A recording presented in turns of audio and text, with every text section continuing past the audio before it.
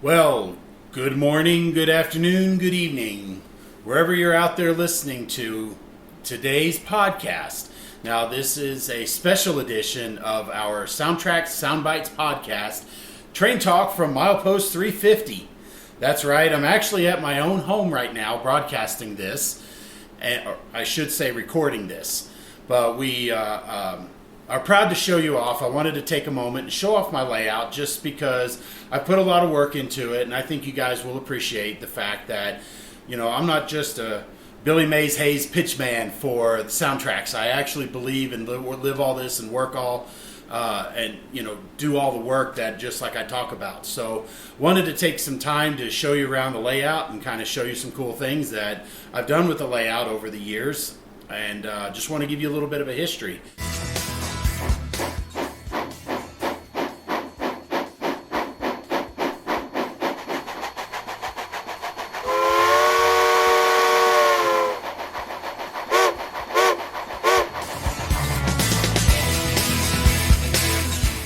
But first, I just wanted to share with this. I hope everybody had a great holiday season.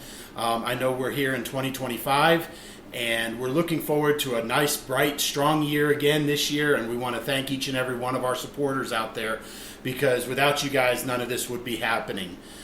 So we appreciate that. And I know we do strive quite a bit to try to make the best products we can out there for you, to make them easy and fun to use. And because of that, you guys have responded, and I know more and more of you every day are starting to use SoundTraxx products over the factory installed choice, which unfortunately are built in China, and that's why they're conveniently chosen as the factory install. So with that, we'll go ahead and kind of bypass some of the business stuff. Today we're just going to have a little bit of fun. We're going to relax and kind of show you around the layout a little bit. Now, to give you a little bit of history, my wife and I actually bought a house just a little bit under 2 years ago, and we were renting a place that we had for years where I had a very limited one-car garage. And I say limited, meaning I could barely fit the car in with any of the stuff around the side walls. And it made my layout very, very limited. And some of you guys may recognize the section behind, because I've used this as a backdrop for many podcasts or SoundTraxx videos over the years. This is one of the old-time pieces that I've had that actually predates the new house. And so with that, at the old place, I had basically about 20-foot long shelf switching layout with a detachable switching lead, which is over here to my left. And I also had a separatable staging yard, which would span the entrance to the garage. And so to put that up, we had to take the car out of the garage, put the legs up, and put it together. And so it didn't stay up very well. And this section here off to my left, and like I said, we'll do a whole layout tour here shortly. But the section off to my left actually had to be removable as well, because that was the entrance to the house. Well, sometimes some things never change, and actually it is kind of the entrance to the house as well. So it is again detachable, which actually worked out really well. But I'll get it more into the details of that as we go around the layout. But with that old layout, it was very short, and so we were basically limited to trains of a single locomotive and about 5 or 6 cars with a caboose. And part of that had to do with the, over to my right here, which we'll get to in a moment, the passing siding. And I had strategically laid it out to be one 4-axle locomotive, 6 box cars of standard length, 40-foot, 50-foot cars, and a caboose. And that way I could run 2 trains passing, or the crew doing the work here in the industrial area would be able to actually work around everything as it's going, do its runarounds and things like that. So when we bought the house, we actually started thinking originally, I say we, meaning me, my wife actually said, go ahead, the garage is yours, do whatever you want with it. So immediately I started going into expansion. But when we first moved in, obviously the key factor, the first thing we had to do was to get the house in order.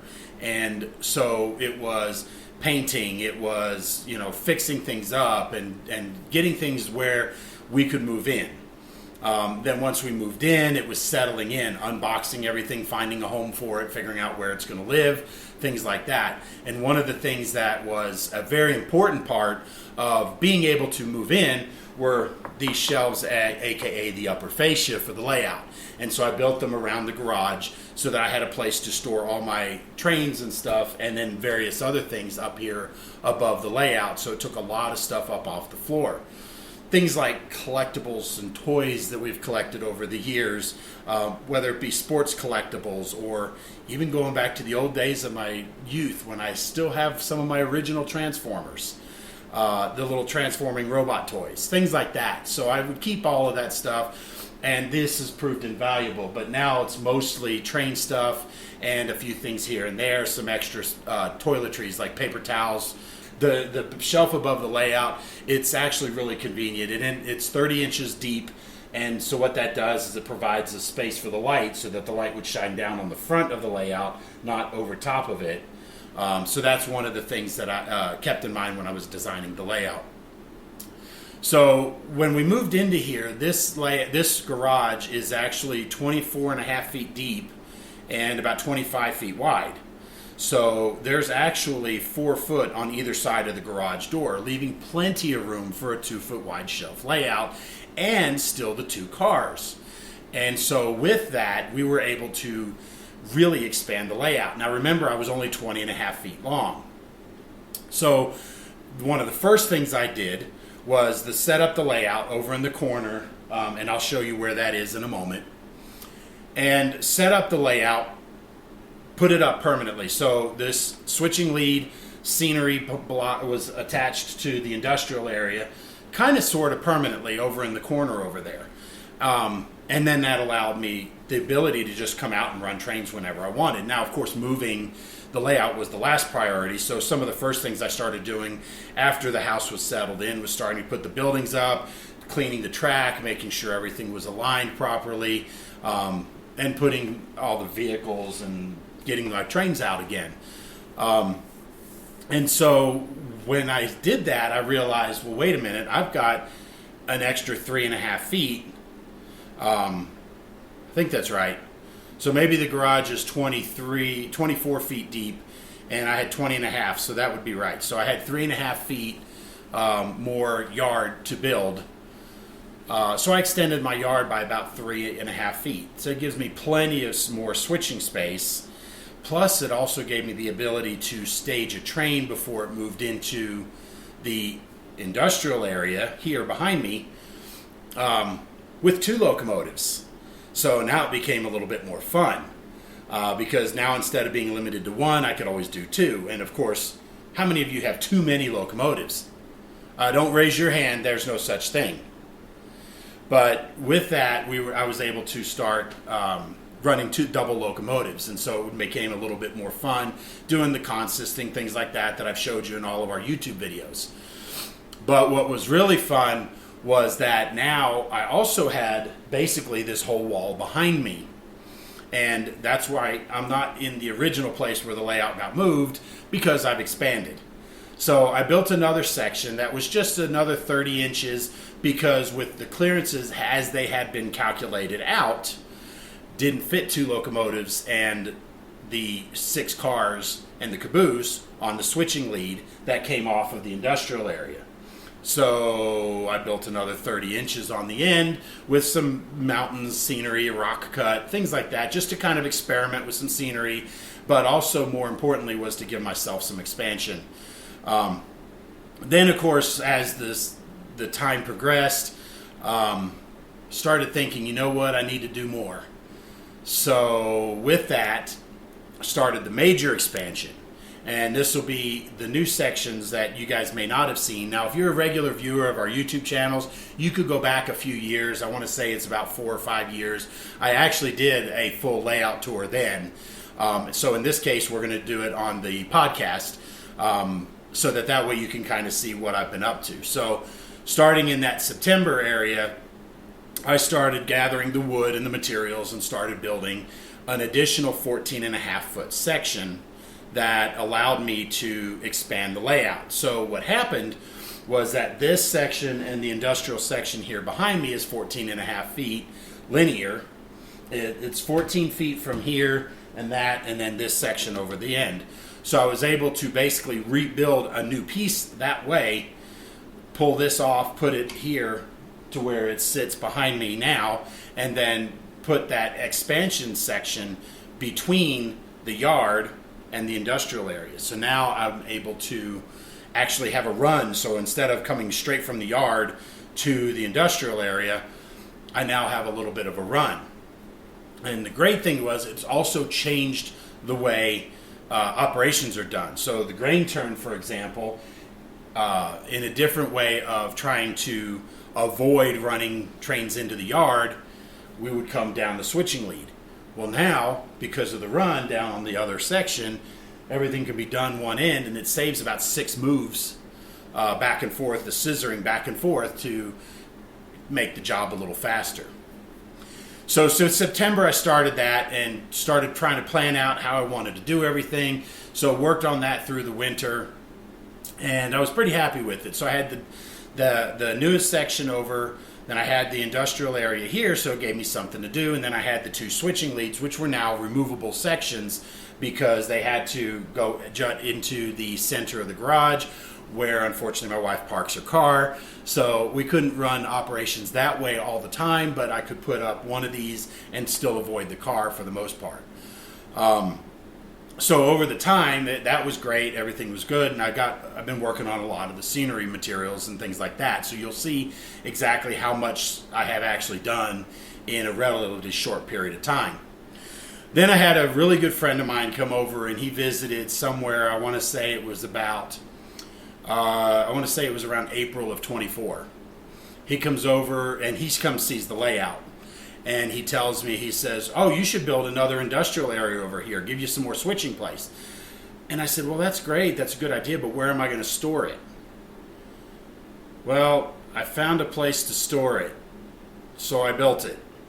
So starting in June of 2024, I started the section that you'll see, the new switching industrial, which is actually behind the camera right now, and actually opens up and gives me 3 more industries, with the team track in there being kind of a universal industry. So I can put just about any freight car I want in that area, but it gives me 3 more industries, and I'll show you all of that. Scenery, I would say, is probably 98% complete. I need to do a lot of trees, and there's a couple of bare sections here and there that you'll find that I haven't quite figured out exactly what I want to do with it. So with that, let's go ahead and take a tour of the layout. So I'm going to go ahead and reposition the camera, and we're going to move you around in segments so that way you can see the sections that we're going to talk about and how the layout came together. So that way, and then we'll do a quick overview, kind of a walkthrough to show you the full layout in its entirety. So I'm going to go ahead and move the camera, and just like now we're over here in the yard area. Now this is one of the original sections of the yard that I had built originally at the old house when I moved up here going on over 16 years ago. But when I built this section, all I basically had was from right here just in front of the camera, so you'll see this highway overpass, this was all part of it. This was a scene I was trying to recreate that I had seen in the Model Railroader magazine, one of their model railroad planning. I saw a bridge overpass with the yard kind of completing under it, and I kind of wanted to do it because looking at it from your perspective, which obviously is out of the camera right now, created a really cool scene. So I wanted a small yard that I can do something with, and then the yard actually ended here. And so this was basically the end of where I could work and do anything on. And so I was very limited, but one of the things about my yard is everything's a number 6 turnout. So I have nice broad sweeping connections there. And all of the curves on my layout, a minimum radius of 36 inches. So everything runs pretty smoothly out here, including things like long passenger cars or even the 86-foot box cars, which I seem to have an unhealthy obsession with. I can run them on this layout, and everything runs really smoothly. So with the number 6s through here, it made my yard ladder a lot more compact. For example, one of the things that I always have tried to keep into yard design, going back to, my brain just went blank. It's the author that did model railroad or layout planning for model railroad operations, and I'm drawing a blank on it. I'm going to insert a screenshot of the book right here. But one of the things is when you're building a yard ladder, you also want to take advantage or keep in mind the people of the railroading. In other words, who's walking through and throwing the turnouts.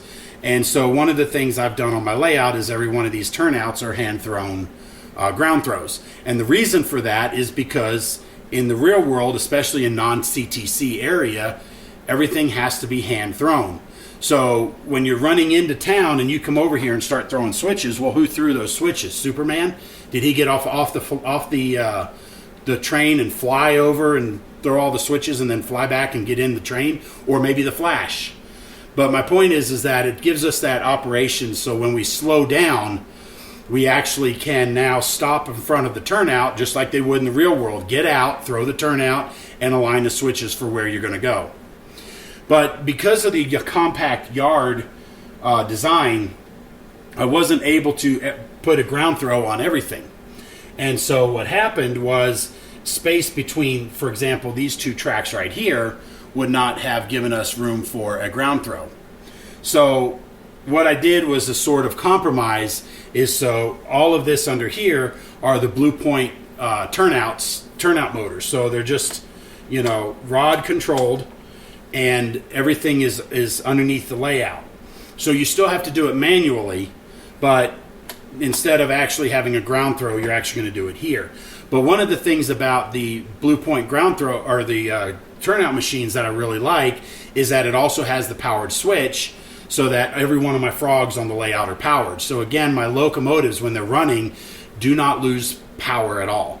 Every piece of rail has a feeder wire soldered to it, and they all go to the bus wire that's underneath, so that way every piece of rail doesn't have to rely on that rail joiner to transfer power from one section to the other. Everything is basically wired up together. My frogs are powered up, so that way everything is powered, so my locomotives will run basically through here flawlessly without the need for any current keepers or anything like that. Even though with Blue Nami I've been installing them, and for information on that, just shoot me a message and we'll talk about it. But I have been putting them in the locomotives. So basically it gives me an arrival and a departure track, and then a couple of fiddle tracks to be able to stage and build trains so I can block them properly to go out to the industrial area. And then I have the back track here is for either locomotive storage, runaround, or a caboose track. And then, of course, we have our engine facility lead, which is over here, and also another runaround. And then right here, I have another runaround built into it as well, so that there's plenty of options to be able to get in and around freight cars and so forth. Now, as I mentioned, from about here to the wall is all brand new section, and it basically just extended the the tracks back to the wall. It gives me an extra 30 inches of layout space or yard space. So now I can have a few extra freight cars out here without cluttering up too much. So right now on the departure track, we've got the grain extra about to head out. Just need to get those GP38s, or we can use the GP7 and the GP12 over here to come over here and grab the train and head out. So one of my projects that I've done over the last several years to this section to help improve it and finish the scene is also all these lights. These are the Woodland Scenics Just Plug lights, and I'll insert some pictures of the night scenes here, because one of the things I want to try to be able to do is be able to do night operations as well. So I'm trying to do lights and everything because it's just cool. Who doesn't like lights, right? So with that, I'm going to turn the camera a little bit here, and we're going to show you kind of some of the downtown area. And so I've got the Chevrolet dealership back here, and that's got a showroom floor interior and some greedy salesmen sitting out there ready to pounce on the next customer. And then we've got a small little downtown feel with a main street and a main road right here. But this road kind of goes here, and then there's going to be a road kind of off-modeled section here that runs parallel. So that's why you're seeing the backs of these buildings over here, is because that's where the road would technically run. So let's give you an overview of the yard and this whole section here. Kind of show you where it looks. Now, for those of you listening on audio, I apologize. I can't really do much more description, but you can kind of see there's the yard office, or the yard watchtower, whatever you want to call it. There's the small shop building. This is just a simple pike stuff building thrown together with a parking lot back there. We got the sanding tower, and then we have a oil tank that feeds the the fueling racks back there. And as you can see, we've got the little road that will parallel the service road for the actual yard itself. So kind of see how this all goes together. Now, as some of you guys know, I'm also into hockey, so I put my hockey sticks up here, lean them up there. Now, the last thing I'll show you here on this particular section is this track right here. This front track actually has a turnout that will lead off, and that goes to the staging yard, which is stored up against the wall right here. It's just a 3-track storage yard, and it just kind of sticks right out of the way, puts up against the wall, but it bolts on right here and right here with just a couple of bolts and nuts, and then the legs under there are just formed PVC pipe. Under here is where I store all my hockey gear, so you can kind of see how that works out. So with that, what do you say we go to the next section of the layout? Okay, we're here at the next section. Now, this is the town, and this is kind of indicative or trying to model the sprawl America as, industry, you get out of the downtown areas, you start going out to the suburbs. And so with that, I've got some buildings, houses over there, and I'll show you some of this close up. We've got some houses over there. We've got our restaurant row, so to speak. We've got the Waffle House, aka the Awful House, I'm sure. Actually, I really like it, so I can't call it that. We've got our KFC, we've got a Whataburger over here, and then we have a Piggly Wiggly grocery store over there. So we have kind of the typical urban America near the end of the suburban area. We've got a remaining leftover Missouri Pacific depot that's now just being used basically for maintenance away, office buildings, things like that. Remember, this is the 70s. Is what I'm modeling, 1978-ish. We've got operating street lights and things like that. I've got operating traffic lights, and I'm in the process of trying to finish installing the operating grade crossing, so I won't be able to necessarily show you that during this particular podcast, but once I get everything finished and working, then we'll be able to show it off. And it has to do with the linkage for the arms. So, but anyway, once we come over there, I'm going to turn the camera just a little bit here. Let's go take a look up. Let's go take a close look. So we've got our town. So here's where the the yard ends. And so this wall is just kind of a retaining wall remainder from the old layout. And then this is all the new section that I started September 23. We've got our friend Jerry Day here taking pictures of the trains. But we've got the buildings over here that are up in the suburban area. We've got our road here, and then this is one of the small areas I'm still trying to figure out what I want to do with it. So right now I've just got some stuff thrown in place. We've got a billboard put in by my friend Patrick Bopp out of Luxembourg. And then here's our Mopac depot. Then we have the Waffle House. That's a Summit Custom Cuts building kit that I put together, and I've actually done a detailed interior, or at least started to work on an interior. We've got our KFC, which again has a full detailed interior inside of there, complete with people, and I've actually lit it up. So like I said, I'll show you some of this at night. Then we have our Piggly Wiggly back there in the corner. and I'm in the process of finishing wiring up all the parking lot lights.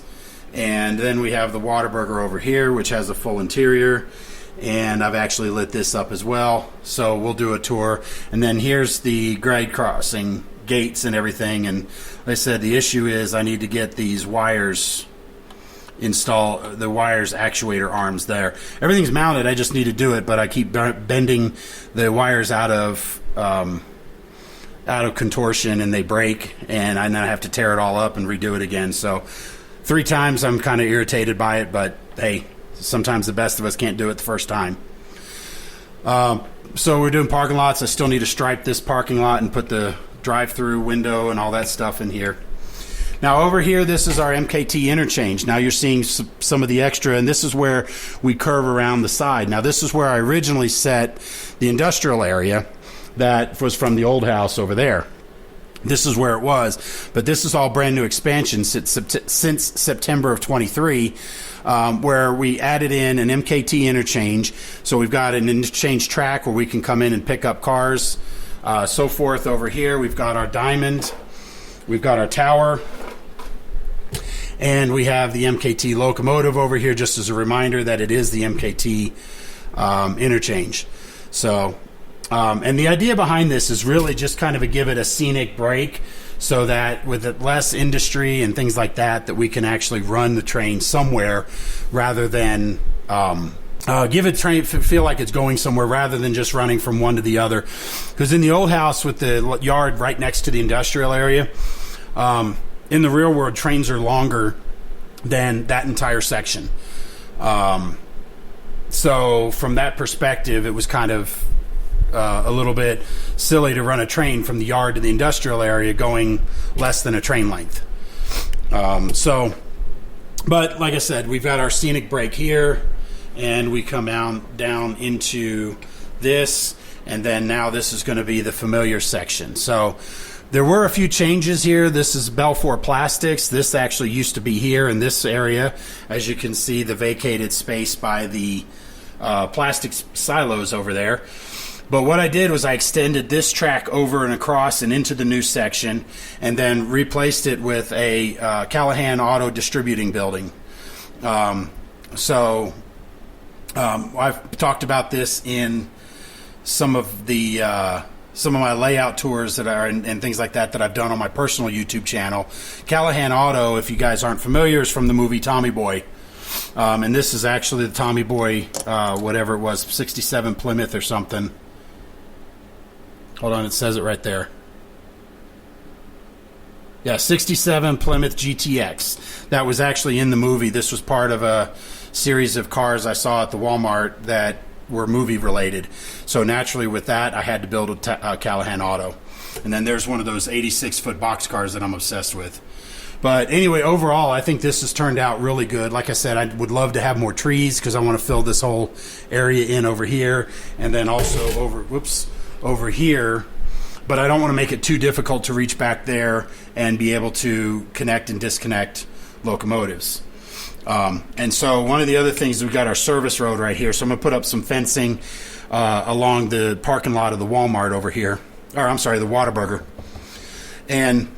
But we have our access service road that comes out to the tower, and the tower is, of course, run by the Missouri Pacific, and so they basically get to tell the Katy when they can and can't run through the diamond. So anyway, that's just a fun little thing. And we got a nice little cabin back out there. That's a recent addition, like over the last week. That's a brand new kit release from the Woodland Scenics built-ups that I thought just looked too good not to put out there. And if you look carefully, there's a bench there so people can come out and watch trains go by. So now we're getting over into the older industrial area here. So we've got our Coca-Cola bottling plant and distribution center. Like I said, I'd love to fill this area with a little bit of trees, actually ballast and finish this, but I need to build the building for Priority Warehouse. Now, the history behind Priority Warehouse is that this was originally cut out from a Priority mailbox that I had gotten to put a footprint so I could lay track. So I decided to go ahead and name it Priority Warehouse. But there's 5 doors that are along here, and this is just a foam core building stand-in right now that just gives me something to run. So one of these days I'll actually come in and build a proper building, but I just hadn't done that. So anyways, here's some more billboards by my friend Patrick Bopp over in Luxembourg. He's done these, and he's done a really cool way of doing it. So that's a really neat way of being able to build these. So here we have on the layout, we have our coal train coming through. Hey, it's a coal train. It's got a locomotive and a caboose and a coal car. But over here we got bin for tools. You guys have seen this before. It takes a couple of box cars, things like that. And then I've got this train here that's actually staged to go to the new section. So you'll notice a tank car, a gondola, and a couple of box cars. So maybe that's a little foreshadowing what's coming up. So like I said, this hasn't changed much. We have our grain elevator. One of these years I'll get into finishing putting this up, and I don't want to put some handrails around the top of that and light it up. Just haven't done it yet. Then we got the feed mill over here, which this Coke machine keeps dropping, keeps falling over. Well, that doesn't help. There we go. So we have our feed mill over here. Then we have the track over here that takes some cars and services, and we got a small 2-bay hoppers, but it's typically would be a small load of grain or something like that. This is the scenery. This is the switching layer area, or the switching lead I was talking about earlier, where this was the removable section of the old layout. So as you can see, there's the entrance into the house. So you do have to duck under this when the layout is up. So again, this is removable, but that's okay. I have a couple of cars on the highway here. And then now we're going to get into the new section. So I'm going to stop the camera here. I'm going to reposition, and I'm going to show you the new section here. Hold on just a moment. Okay, so now we're in this new section. Now this is a 7.5 foot by 2 foot wide module that I have built just for the added extra. This was the challenge that my friend had said, oh, you need to build a new section to have some more switching. So I did. And here it is. I started this in June. I started building this in June of 23. Kind of laid out the track, had to gather it all, and I've actually done a couple of videos on the What's Neat podcast, the monthly video for Model Railroad Hobbyist, showing how to space the ties out to make it look like a lesser used main line an industrial branch line rather than a heavy used main line. Over here, as I mentioned, we have 3 industries. We have Sanford & Son Salvage over here, which many of you guys may recognize as a throwback to the Sanford & Son TV show that was run in the 70s. They expanded and got into scrap metal. Then over here in front, we have our Team Track. And I'm moving the camera, so I apologize for the shaking. And then behind that, we have Zapata Oil.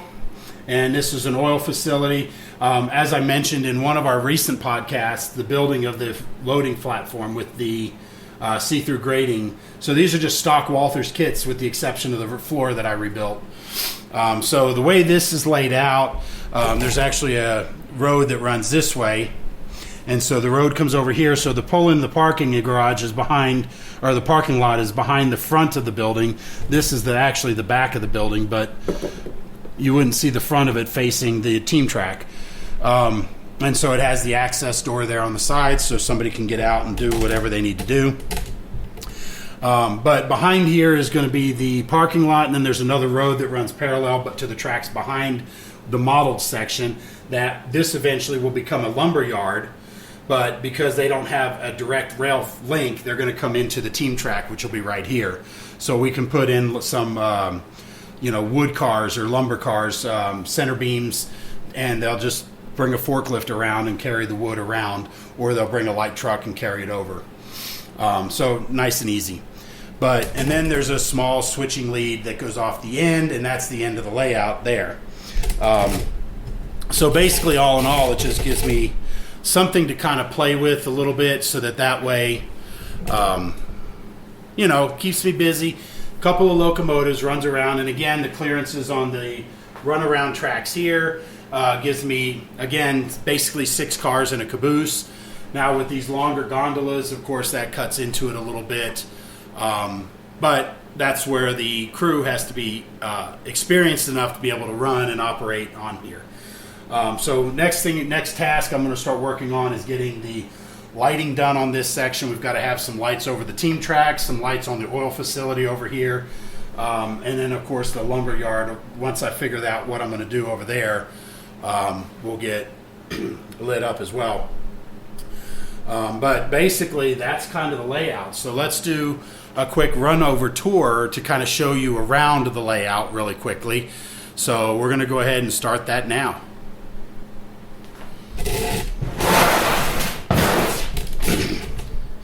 So starting here with this industrial lead over here, like I said, it's just a switching lead to give myself clearance between the points and over here. So I've been doing a lot since in the last couple of years being here. So you can kind of just do a quick flyover and see the layout. And this is one of the things I need to keep the trees coming in here to create this, to kind of hide the backdrop as being a backdrop. And so I need to build a lot more of these type of bottle brush trees, things like that, to fill in that area.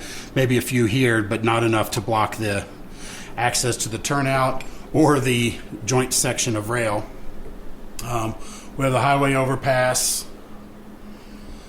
And then, like I was showing you here, this housing farm area, the feed mill, and then the industrial area as it is.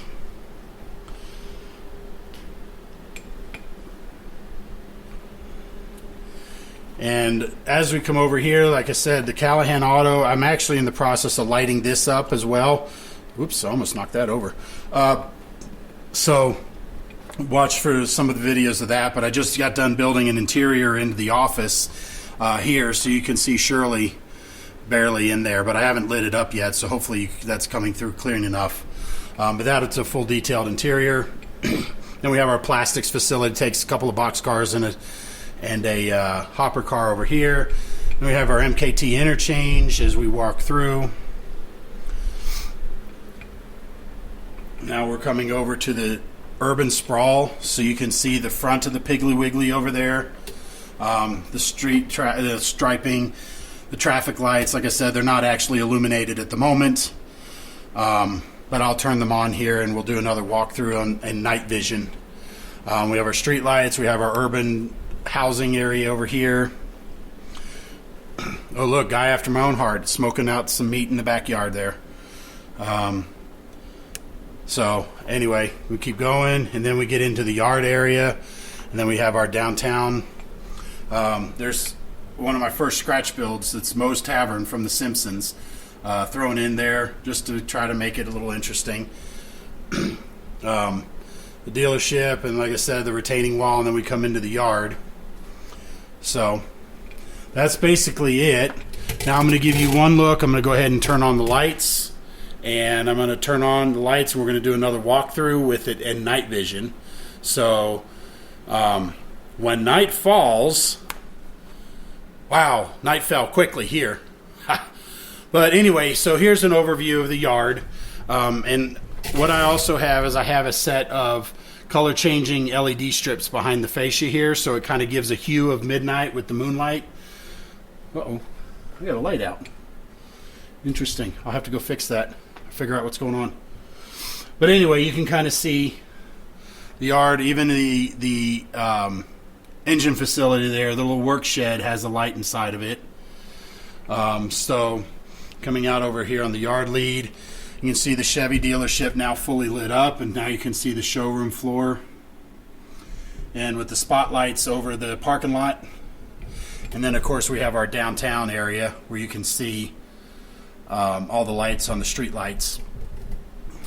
We have some of our buildings have some lights in them. The houses, I got to work on this one because there's too much of a glow through the wall. I don't like that, but that's why it's not finished. This is an old Revell kit that my mother had put together for her grandfather when she was a kid, and so I'm restoring it. So I took it all apart, cleaned it up, put it back together, but that light in there showed the glow through the wall, and I got to fix that and haven't had time to do it. So inside here we have a yard office, and you can, if you can come in through cleanly enough, you can see the guy inside there. Then we have our street lights as we go through. And then we have our intersection here. You can see the operating traffic lights. And that's a circuit by East Coast Circuits. And when I get everything done, it's going to work interactively with the crossing in front. So then here's the KFC. Like I said, fully detailed interior. And I've got the parking lights, the parking area lights all around here to highlight. And then you can see the Waffle House there has a interior inside of that. Hopefully that's coming through clean enough. The parking lot of the Piggly Wiggly doesn't have all the lights up yet, but those other two here in the center, I just installed those recently, so those will get lit up here shortly. And then we have our Whataburger, and as I was saying, it has a full interior inside of there. And you can see inside there they're ordering. Whoops. There we go. You can see people in there ordering. But I did light that up as well. Now, this section here in the industrial or the Katy interchange, I just wired in these, or just installed some lights so the roof of the tower will be lit. I've got a parking lot area light, and then, of course, the Woodland Scenics cabin up there will be lit. And then, unfortunately, I don't have a whole lot more lit beyond. The Coca-Cola sign lights up, but that's on a switch and a battery, so I have to do that manually. But you can see these gates actually work. So those actually work. These will be lit up. About the only other lights I have already installed is some of these here inside the Binford tools, and various lights will turn on and off and cycle. And I actually did do somewhat of a interior here in the warehouse section, so you can kind of look in there and see some warehouse stuff. But the only other lights I've done is over here on this switching lead with the highway overpass. There's a couple of highway lights that are overshining. And then there's one here for right near the crossing. But if you look at the house, there's a flickering blue light in there trying to simulate maybe a television that's on. So anyway, so there's a tour of the layout. And of course the new section doesn't have anything lit yet. And there's no strip lights over above it. So, all right, time for daybreak. So, guys, I hope this was fun for you. I certainly enjoy showing off the layout. It's one of our greatest things of the hobby is sharing and talking about the hobby and the layout that we built and how we built it. So, if you have any questions, feel free to ask. We'll get to all the questions as soon as when we can. But I hope you've enjoyed this quick look into. Well, I don't know if it's quick anymore. But this look into my layout and the tour, kind of talking about the different facilities and things like that. And quite honestly, the expansion that I've done since we moved into the new house. So I guess that's everything I've got right now. So be sure to give this video or this podcast a like in whatever platform you're watching it in. We appreciate it. And also be sure to subscribe and click that notification bell so that you can be notified any new time that a new podcast comes up. We got a lot of great stuff coming up in 25, so we can't wait to share all that with you. Talking about some new projects. You may or may not have seen one or two on the layout here that'll come into a future podcast. Discussion of some stuff that I've done, because there's 2 locomotives on the layout that were part of my holiday projects. So hopefully you guys will be able to pick those out and see them on a future episode of one of our podcasts, Train Talk podcasts. So with that, I bid you guys farewell. Thanks for watching. And if you have any comments, feel free to comment below. Let us know. And if there's anything you have any questions on, feel free to reach out to us. And when it comes to SoundTraxx products, be sure to email us at support@soundtraxx.com to ask any questions. Feel free to ask. We are fully capable of being able to help answer your questions. Make sure to come to the experts first, the people who designed the decoder, so that way we can get you the proper information without going to the wild west of the World Wide Web. So guys, with that, I'm going to bid you farewell. Thanks for watching, and we'll see you next time on the Train Talk Milepost, back at Milepost 141 next time. Thanks for watching. We'll see you next time.